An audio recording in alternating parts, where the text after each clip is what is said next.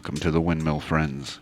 I hope everyone's having a wonderful day, and I want to thank you all for joining me for this episode of Maker Breakdowns, the show where I take a look at a Mario Maker 2 course that I've made, discuss its design, and then cap it off with an honest critique at the end. Now, unlike the last stage, this particular course doesn't have any direct inspiration. I simply wanted to make a puzzle stage where you had to do 10 things in order to unlock the goal flag. Simple enough, or so I thought. As it turns out, that's actually a pretty complicated thing to do in this game. As a result, this video is going to be structured a bit differently than the past ones. First, I'm going to show you just a basic playthrough, which will play out pretty much like the last video. And after that, we will move into the more technical aspects of how this thing actually works. So without further ado, let's go! So here we have the opening screen, and like the last stage, the first thing you have to do is go through a door. However, unlike the last stage, this actually serves a purpose outside of visual storytelling, a purpose which I will explain later. Now, upon exiting the door we just entered, a muncher drops onto a bomb, triggering an on-off switch. But we don't get much time to react to that before the conveyor belt on the floor pushes us towards the left. After a second or two, we find out exactly what that switch triggered earlier. Now thus far, a lot of this stuff probably seems pretty pointless, but again, it all will be explained at the end. After another couple of seconds, the bullet blaster below us will launch a shell into the on-off switch next to it. This causes the blue wall in front of us to vanish, and we can continue on. Once past the blue wall, we fall to the next part of the stage, and the first thing we see down here is a moving platform with two blasters on it, basically keeping us on the platform. And immediately, just a couple tiles right and above us, we have another on-off switch. My intention here was that hopefully the player would notice it and have reaction time fast enough to actually hit the on-off block, which will cycle the mechanism that you see above, teaching the player what they have to do to finish this stage, or at least give them some idea.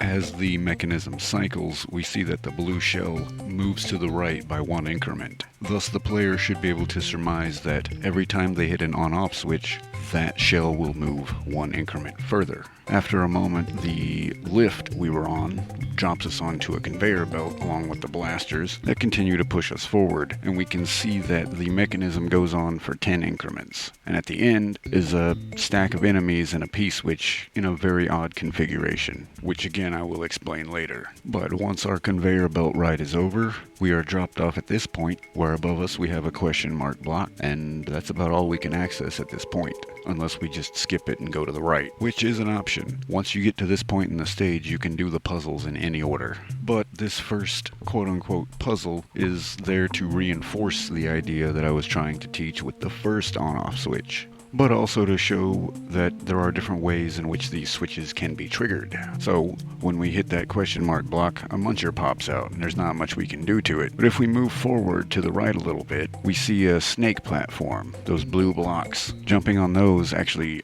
makes them start to move, and in this case they move towards the muncher we spawned earlier, pushing it into this bomb here further to the left, which causes an explosion, triggering the on-off switch, and by extension incrementing the shell from earlier.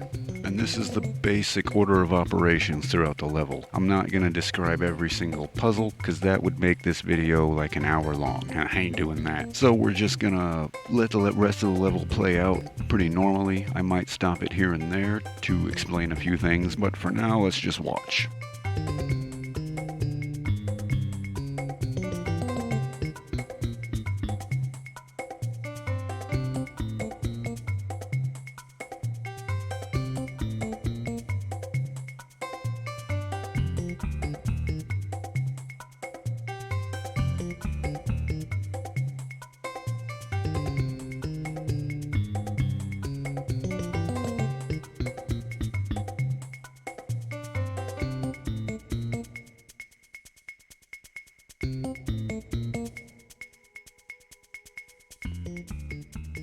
And that's literally the stage. Like I said, it's not a big stage. You just have to solve 10 puzzles to unlock the gold flag. Now, I do want to talk about one puzzle in particular, and it's this little Koopa escort on top of the thwomp. This one's a bit tough to figure out because you have to move the horizontally moving thwomp under the Koopa Troopa. You have to get the Koopa Troopa to walk onto it, and then you have to knock it upwards so that the Koopa Troopa can get to the next part of the platform so that it can trigger the note block, which drops a muncher on a bomb, triggering another on-off block. Now at this point you might be wondering how exactly the stage works. Well, that's what I'm going to talk about right now. Now for the purposes of explanation, I rebuilt this mechanism in another stage that shows exactly how it works. So for the remainder of the breakdown segment, we'll be looking at this other demonstration stage. Now to simplify this explanation as much as possible, I'm going to be dividing the stage elements into 3 different categories: terrain, objects, and entities.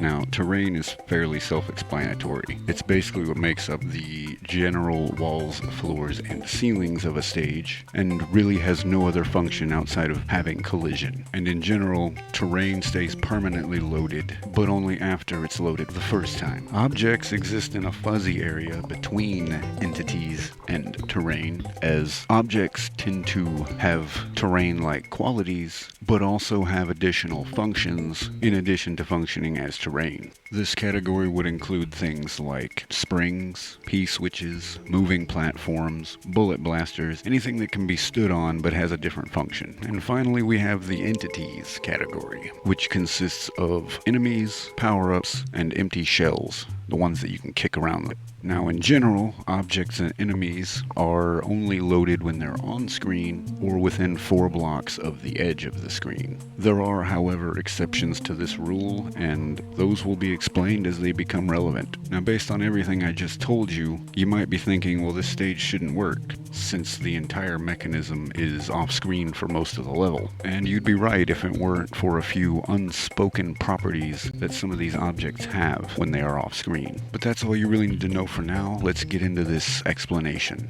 So the on-off switch that triggers as soon as we get through the door is actually there to keep the player from bypassing the bullet blaster before it's able to fire, which could actually break the stage. Another function of this little conveyor belt ride is to make sure the entire mechanism is loaded in before the player actually starts the level. Now since one-way walls, 2 state blocks, and ground tiles all count as terrain, they stay permanently loaded once they are loaded. And that makes sense. What doesn't make sense is how the shell, the stack of enemies, and the P-switch stay loaded. Well, the answer lies in a combination of 2 objects, blue platforms on tracks. Unlike other objects, tracks and things attached to them are permanently loaded once loaded in. However, an unspoken property of these blue platforms is that anything on top of them is also kept track of by the game, thus won't unload, even if it's off screen. But that's only one of the 2 hidden loading mechanics that make this stage possible. So what's the second one? Well, to explain that, we have to look at this odd stack of enemies that I mentioned earlier. Now, this stack of enemies consists of a small muncher, a piranha plant in the center, and a large muncher on top. And when the shell hits the piranha plant, the big muncher falls down and hits the P-switch. Now, just by looking at it, you might think, well, what do you need the small muncher for? Wouldn't the big muncher still fall and hit the P-switch without it? That's what you'd think. Unfortunately, that's not how it works. You see, stacked enemies have another special property that isn't really mentioned anywhere in the game, and that's that a stack of enemies will stay loaded so long as it is part of a stack, even if part of that stack is removed. If we were to remove the small muncher, the big muncher would become unloaded in the split second that it becomes airborne after killing the piranha plant, and this is because it is no longer part of a stack. However, with the muncher there, it's still part of that stack, even though we removed the piranha plant from it. And since the stack is on top of a blue platform on tracks, it will not unload no matter how far off screen it is. And that's basically it for all the technical stuff. There is, however, one last thing I want to explain before we end it, and that's what this little door is doing here in the middle of the stage. Well, that's simply there so that you can go back to the beginning of the stage, which resets all of the puzzles, just in case the player gets stuck or something. And with that, I think we can move on to the conclusion. So what are my thoughts on the stage? Well, I like it a lot, but it is my stage. If I was gonna nitpick about it, I think it's maybe a little bit too easy and also kind of short, but it does a really good job of conveying exactly what kind of a stage it is through the stage's design. And I think keeping it simple sort of helps with puzzle solving. And I didn't want this stage to be like some cryptic, impossible to solve puzzle. Just a little bit of fun with some interesting mechanics mixed in. Anyway, I think that's going to do it for me today, folks. So, thank you everybody so much for watching. As always, take it easy, and I'll see you next time.